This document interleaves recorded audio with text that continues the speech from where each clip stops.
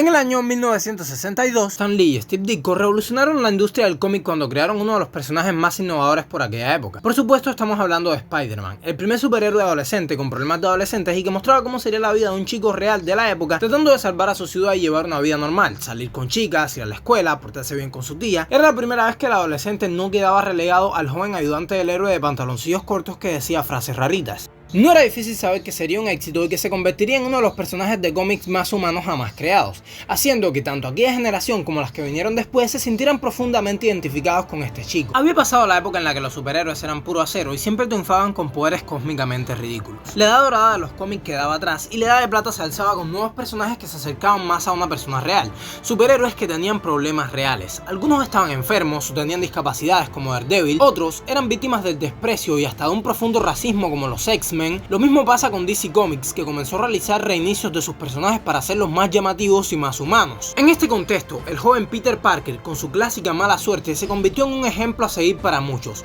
porque, aunque fallaba una y otra vez y las cosas no le iban como quería, era capaz de levantarse siempre y seguir adelante. Actualmente, la serie principal de Spider-Man en los cómics cuenta con unos 6 volúmenes y casi 1000 números, y es que ya a finales de los 90 era difícil empezar a leerse los cómics de Spider-Man por toda la trayectoria editorial que llevaba. Así que en los años 2000, la gente estaba un poquito hasta los huevos de tener que empezarse a leer Spider-Man e iniciar por cómics de los 60 que más que ganas de leer Spider-Man te daban aracnofobia y un poquito también de cáncer de córnea. No por ser malo, sino por no tener ni pitocha que ver con lo que son los cómics ahora, porque tenían 5000 viñetas por página, porque los dibujos no eran HD 4K como ahora, porque uno no entiende bien las costumbres de la época, porque los personajes hacían monólogos y lanzaban risas malvadas. Vamos, una cosa súper realista. Entonces, un guionista llamado Brian Michael Bendis, este tipo que ves aquí, tuvo la idea de hacer un reinicio de Spider-Man sin afectar a la publicación original, así que creó Ultimate Spider-Man. Para ello buscó al más famoso dibujante de la historia principal de Spider-Man en la actualidad, el grandioso Mark Bagley, y juntos comenzaron una historia que se sitúa en un universo diferente. Mientras toda la cronología original ocurre en el universo 616, todo el universo de este nuevo Spider-Man se situaba en el universo 1610. En esta historia, Peter es otra vez un adolescente nerd de 15 años que es molestado por todos los bullies y a diferencia del Spider-Man original, aquí su amor desde un principio es su amiga de la infancia Mary Jane Watson y no Gwen Stacy o Betty Brant. Otro tema que se cambia es la manera en la que Peter Parker adquiere sus poderes. En esta versión Peter asiste a una actividad extraescolar en Oxford, donde es picado por una araña que servía como sujeto de pruebas, justo como nos muestran en todas las adaptaciones cinematográficas. Pero en la publicación original no es así, y es que originalmente Peter asiste a pruebas radioactivas en su escuela, sin ningún tipo de protección, cabe destacar, y lo pica una araña que casualmente cae en el núcleo del reactor de la máquina. La historia de que Oscorp crea a la araña genéticamente modificada mientras realiza investigaciones que hemos visto en la mayoría de las adaptaciones viene de la línea Ultimate, ya que por supuesto era más creíble que eso de un mini reactor nuclear en una escuela que los alumnos van sin protección. Y atención a esta parte porque es muy importante, no es una araña radioactiva sino genéticamente modificada. La radioactividad estaba muy de moda en los 60 y se usaba para todo porque era algo relativamente nuevo y se estaba explorando para ver hasta dónde llegaba, pero en los 2000 ya no es así. Este Peter Parker, al ser picado por la araña y acabar en el hospital con convulsiones y espasmos, será arrastrado a un mundo que no entiende. Llevado por los problemas económicos de su familia, se verá obligado a participar de manera anónima en la lucha libre con el nombre de Spider-Man para poder ayudar a sus tíos a pagar sus deudas, pero será su propia irresponsabilidad lo que lo llevará a pasar por el momento más duro que jamás había imaginado en su vida, la muerte de su tío Ben. Aquí es, como todo el mundo sabe, el momento en el que Peter decide ser Spider-Man como superhéroe, pero en el universo Ultimate Peter la tiene más difícil. Aquí en este universo los superhéroes son algo nuevo que está empezando a gestarse poco a poco. Al tomar el manto de Spider-Man, lo primero que la gente piensa es que es un mutante y recibe el odio de todo el mundo. En una Nueva York racista que odia a los mutantes, que pide la sangre para los que son distintos, la gente le lanza basura, ladrillos, la policía intenta matarlo y recibe más de un disparo que casi lo lleva a la muerte. A esto no ayuda que un conocido terrorista llamado Magneto ande por ahí haciendo de las suyas. Esto es una manera de conectar el universo que estaba apareciendo. Un nuevo grupo de jóvenes estaba empezando a formarse paralelamente y esos eran los Ultimate X-Men. En el edificio Baxter, un grupo de científicos investiga cómo revertir el cambio que causó un experimento fallido en sus cuerpos, mientras que usan sus nuevos poderes para combatir amenazas que vienen desde el espacio. A la vez que de a poco, el gobierno tenía planes para crear un grupo de héroes de élite llamado The Ultimates, luego de haber encontrado al Capitán América congelado en el hielo. Estas 4 historias se entrelazan y dan forma a la historia de Peter Parker y a su guerra contra el mundo en su afán de ser un justiciero, sin ser una lectura obligatoria, ya que el cómic de Ultimate Spider-Man por sí mismo funciona perfectamente y los datos que necesitas saber casi siempre están implícitos en el propio cómic. Sobre todo la figura de Nick Fury, que es un catalizador esencial en esta mezcla tan orgánica que son los personajes del universo 1610. Un cambio radical en cuanto al cómic de The Amazing Spider-Man es el comportamiento de Peter mucho más real en un chico de 15 años, quien Brooklyn, adolescente al fin, lo primero que hace es hablar sobre su identidad con Mary Jane y contárselo todo porque necesita sacarse todo eso que lleva adentro. Pero Peter no tarda en darse cuenta de que fue algo estúpido cuando ella casi es asesinada por Norman Osborn,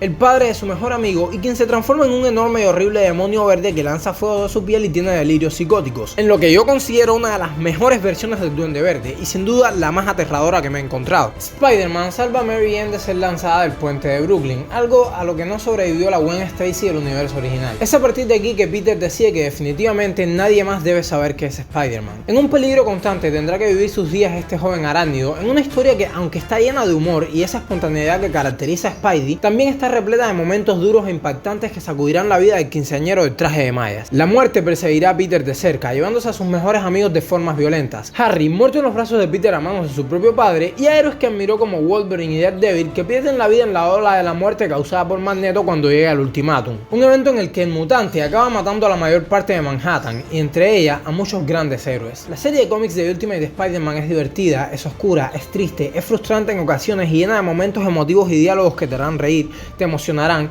te harán suspirar por un bonito romance o te pondrán los pelos de punta cuando te des cuenta de que los personajes corren peligro real en este cómic y que cualquiera puede morir, incluso el propio Peter, quien nos hará sentir los escalofríos de saber a un niño de 15 años en situaciones que son más grandes que él y que la mayoría de los héroes de ese mundo, cosa que lo lleva al más fatal de los desenlaces en una de las batallas más épicas que he visto en un cómic de superhéroes, por su alto nivel de realismo y sensibilidad. La lucha de un herido y débil Peter Parker, quien recibió un disparo de rifle y se desangra poco a poco contra los 6 siniestros liderados por Norman Osborn, en su propio barrio de Queens, desenmascarado, herido, siendo defendido por sus vecinos quienes ahora lo miran con admiración y aunque al final logra proteger a quienes ama, muere lentamente en los brazos de su amada tía May, frente a Mary Jane, quien huyó de casa para intentar salvarlo al ver lo que estaba ocurriendo en las noticias y junto a sus fieles amigos Gwen Stacy y Johnny Storm. Para mí uno de los arcos más duros que me he encontrado porque estoy presenciando la muerte de un niño que lo dio todo para salvar su ciudad, que se esforzó hasta el final por demostrar su valía aun cuando nadie creía en él. El Peter Parker de este universo murió siendo observado de lejos por quien sería su legado, un niño un par de años más joven que él, a quien le tocarían vivir cosas igual de duras más adelante, al adquirir el manto de la responsabilidad que conlleva el nombre de Spider-Man. Hablo de Miles Morales por si no se entendió. La muerte de Peter fue dolorosa, sobre todo la escena de la tía May descargando toda su ira contra el Capitán América en el velorio de Peter. Muestra de cómo afectó su deceso a todos los que alguna vez tuvieron algo que ver con él